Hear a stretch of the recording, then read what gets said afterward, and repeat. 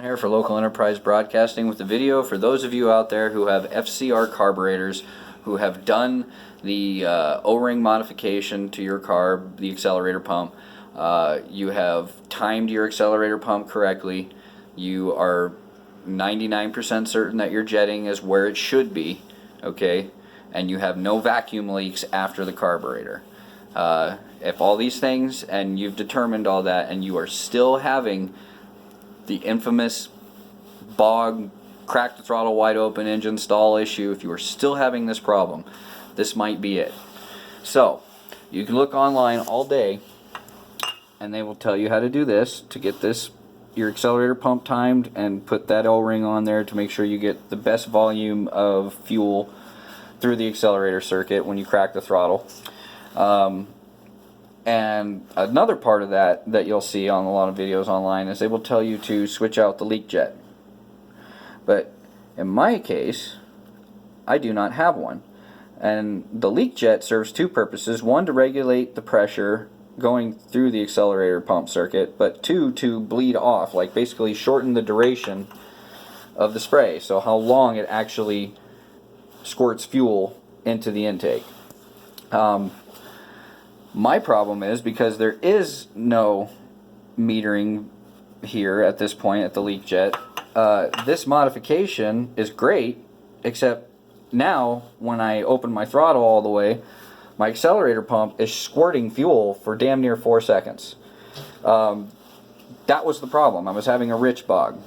You can have a rich bog just like a lean bog, and they act almost entirely the same. They're very difficult to determine the two. As far as I can tell, this was the only way I figured this out, was to physically remove the bowl, look for a leak jet. There wasn't one. Okay, that made sense why now it's squirting so long. So how do we fix this? Right here, it's almost, I swear, it's crazy. It's almost like Kian knew that this was going to be a problem, because there's an additional tab right here that serves no purpose whatsoever. And if you look, it's in really close alignment with the armature here. So what happens is you drill a hole through here, alright, you tap a screw in there, and then you run a spring and a screw, and you do it like an adjustment, just like you see right here. You put one on the back side of the armature here, and what that does is that actually mechanically limits the time. It's a physical way that you can, because you're going to get full pressure about halfway through the throw. The thing is, you want to be able to stop it as you continue cracking your throw. Basically, it's a secondary timing. So basically, this one turns it on, this one will turn it off. It's really that simple. It's called the BK mod. You can look it up online.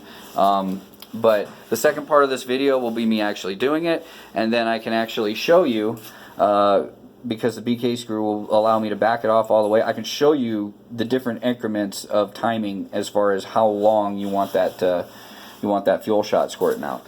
It's very important, and it's something that a lot of people don't address. So yes, you can get that, you can get the instant power, alright, but you'll still have a hesitation, especially on light loads. You know, real heavy loads, you won't notice it.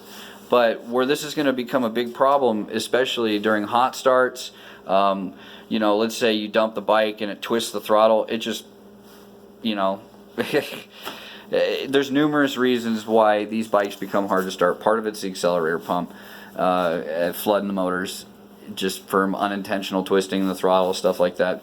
Basically, you don't want this thing squirting gas out of here into the intake. You don't want it squirting longer than a second, like a second. I mean, like 0.7 to 1 seconds. It should just be a, you know, just a quick spurt.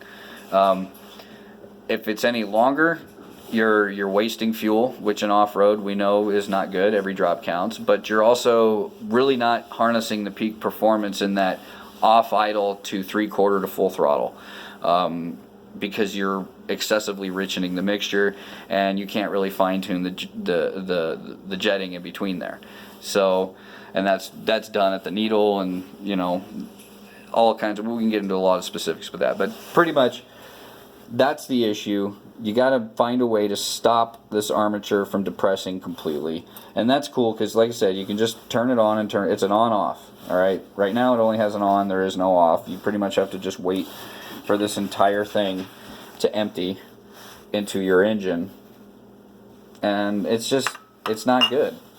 So yeah, the second part of this video will be that, and as soon as we get it up and running, I'll show you before and after, like on ride videos, all warmed up and whatnot, and that way, you know, hopefully this will help you guys. Everything I've read online says it will, and this is how you solve that problem. It's just no one really went into great depth as to why you would need it, and that's the reason why. If you do not have a leak jet, this is going to be the way. But it's a two-part process. You do need the O-ring, and you do need to time this better, and then maybe step up one on your pilot jet from whatever it is, like some stocks like 42 to 45 depending.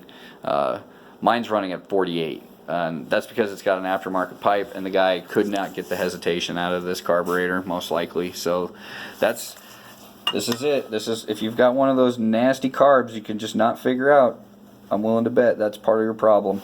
So check it out. Don't forget to like, share, and subscribe. Check out the other content on the channel, and the second part of this video will be posted soon as I go to the hardware store and get myself a drill, a tap, a screw, and a spring. See you guys.